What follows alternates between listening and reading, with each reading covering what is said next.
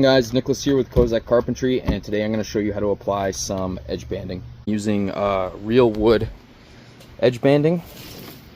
It's birch, and I've got some Baltic Birch Plywood.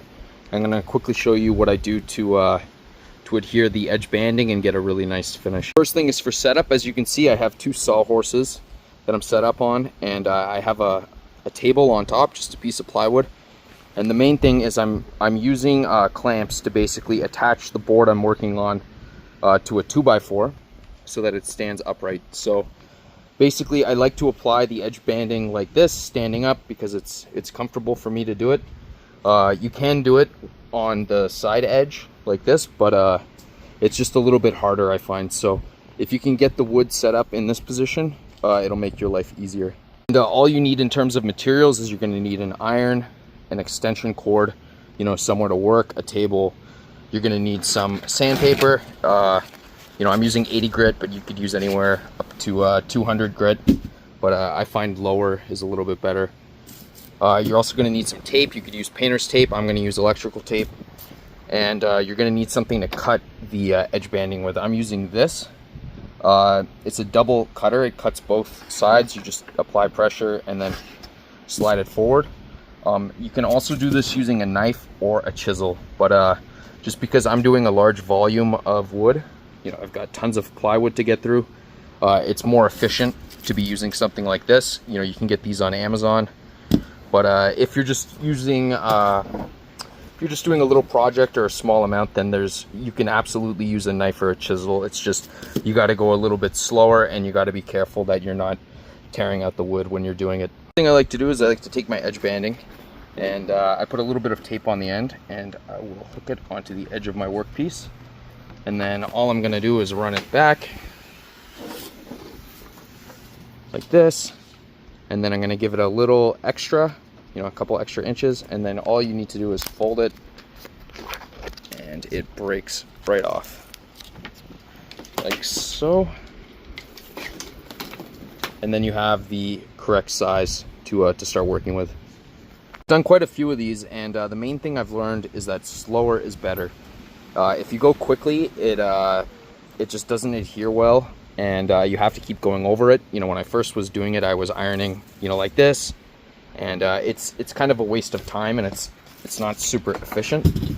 So typically what I do is I like to start the edge banding by overlapping it about a half inch, and with my right hand I'm basically holding it flat, and I'm ensuring that there's equal spacing on either side, and then with my left hand I'm taking the iron and I'm slowly basically going over the banding. I hold it for a couple seconds, 1 2 3, 1 2 3, and I move it along, and I'm really kind of just adhering the thing in one shot. I'm not going over it repeatedly. Okay, so I'm going to take my edge banding. I've got my right hand guiding it. I'm going to take the iron in my left hand, and I'm going to go press down, 1 2 3, 1 2 3, and I'm slowly just pulling it on with my right hand and just slowly moving along with my left hand. Slower really is better for this. And for the iron, basically you don't want to be using water in it. You want to just use basically standard heat. I typically put it on the hottest setting, and that's been working pretty well. Actually, if you look here where I first started, it didn't adhere too well, so just go back over it with the iron and hold it down. I'm not holding it in one spot for too long, but I am holding it a little longer than you would think. Okay, and I'm just applying pressure, pushing down. And when I feel it, it's really hot to the touch, so I know it worked. Then what I'm doing basically is I'm just going along with my finger, and I'm just lightly applying upward pressure, and I'm seeing if there's anywhere that's loose.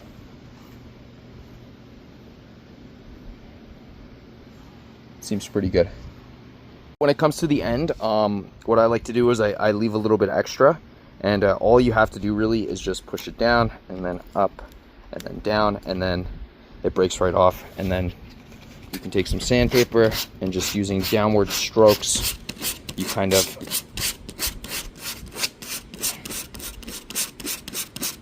blend it in like that and make sure there's no lip. So when you're using the cutter, the main thing is you want to look at the direction of the arrows, and you want to ensure that they're both going the same way, and that's the way you're going to push. So what you have to do is you have to put it on like this, and then you have to squeeze, and then you're going to slide it along. Now, the thing I've learned about doing this is that going quicker is better. If you go slow, there's more a likelihood that it's going to snag and it's going to rip some of the top layer of plywood.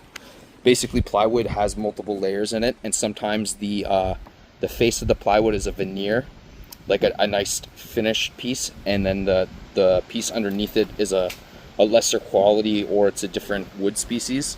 So it can be visible sometimes if you tear this, because you'll see a darker patch. So you really want to avoid it at all costs. But basically, yeah, my tip for that is to go quickly. So you're going to apply pressure, it's clamped down, and you're going to go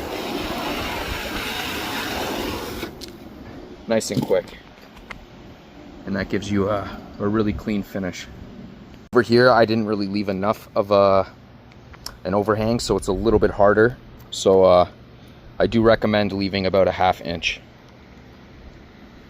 If you do have a little overhang like this, you can still do it. It's just you risk tear out. So just take it, and then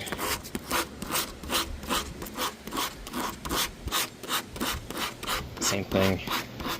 Just like, this is kind of what I was talking about. There was a little bit of tear out at the end, but basically you're just going to take your sandpaper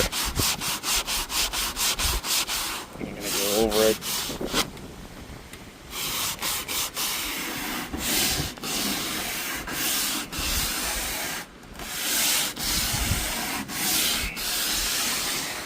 That's it.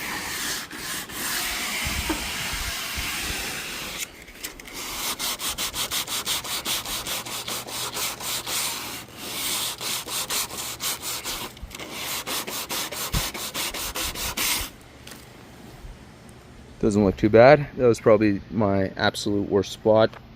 The rest of it looks really good. Okay guys, so that's how you apply edge banding.